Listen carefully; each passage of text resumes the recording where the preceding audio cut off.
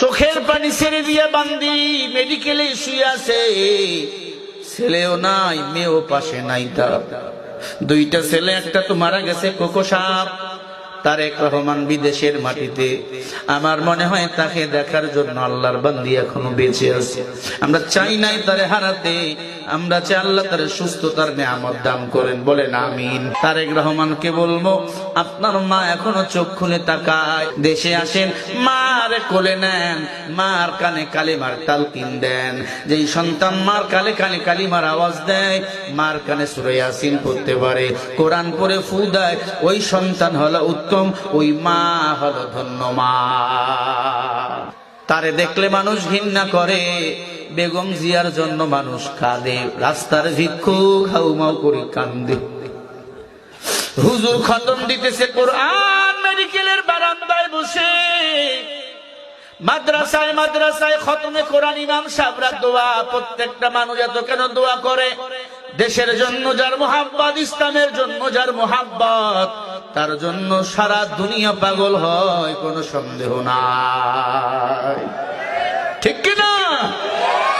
এরে আল্লাহর বান্দা, চোখের পানি ছেড়ে দিয়ে বান্দি মেডিকেলে শুয়ে আছে, ছেলেও নাই মেয়েও পাশে নাই। তার দুইটা ছেলে, একটা তো মারা গেছে কোকো সাপ।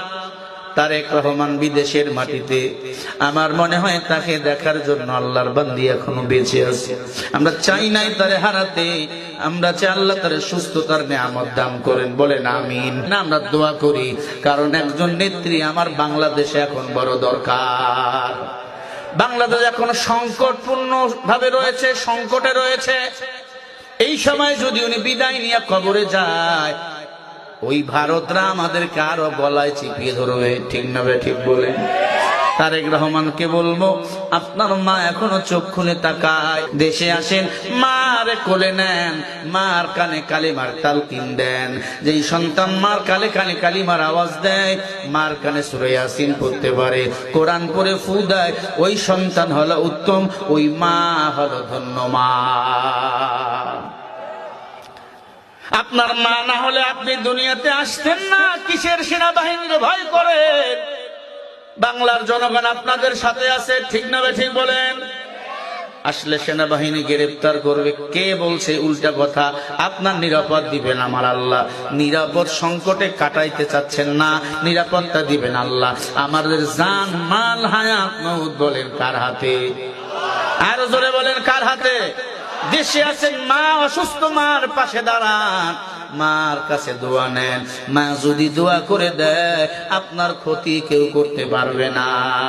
মায়ের দোয়ায় বড় ওলি হওয়া যায়, মায়ের দোয়ায় বাদশা হওয়া যায়, মায়ের দোয়ায় বড় আলেম হওয়া যায়, মায়ের দোয়ায় জগৎ বিখ্যাত আলেম হওয়া যায়। মায়ের দোয়া নেন, শেষ বিদায় মা, বিদায় পথযাত্রী, মায়ের দোয়া নেন। দুনিয়াতে বাদশা বানাবেন আল্লাহ, পরকালেও বাদশা বানাবেন, ঠিক না বেঠি? সবাই একটু দোয়া করেন, আল্লাহ যেন ম্যাডাম জিয়াকে আবার সুস্থ করে আমাদের মাঝে ফিরিয়ে দেন, বলেন আমিন। কি ভাই, দোয়া করতে অসুবিধা আছে আপনাদের? কারো জন্য দোয়া করলে ওই দোয়া নিজের জন্য কবুল হয়, আপনি জানেন? কারো জন্য দোয়া করবেন, ওই দোয়া আগে আল্লাহ নিজের জন্য কবুল করে নেবে। আল্লাহ বলবে, ও ফেরেশতা, হুজুর তো দোয়া করলো অন্যের জন্য, নিজের জন্য কিছুই করলো না। ফেরেশতারা বলে, তাই? আল্লাহ কয়, লেখ, আমি আল্লাহ আগে হুজুরের দোয়া কবুল করে দিলাম, আগে তার আপনজনদের মাফ করে দিলাম, তারপরে আমি আল্লাহ যাদের জন্য দোয়া করলো তাদের মাফ করে দিলাম। জোরে বলেন না আল্লাহুম্মা আমিন। বেগম জিয়ার মতো এমন নেত্রী আর পাবেন না। এত নির্যাতন, এত মামলার পর দেশ থেকে পালায় নাই, দেশেই ছিল। উন্নত চিকিৎসার জন্য বিদেশে যাইতে দেয় নাই, উনি বলে নাই আমি যাব, কারণ দেশপ্রেম হলো ঈমানের অঙ্গ। তার স্বামী শহীদ রাষ্ট্রপতি জিয়াউর রহমান আল্লাহর কোরআন বিসমিল্লাহ, কোরআনে দিয়েছে আল্লাহ বিসমিল্লাহ, সেই বিসমিল্লাহ সংবিধানে বাস্তবায়ন করছেন।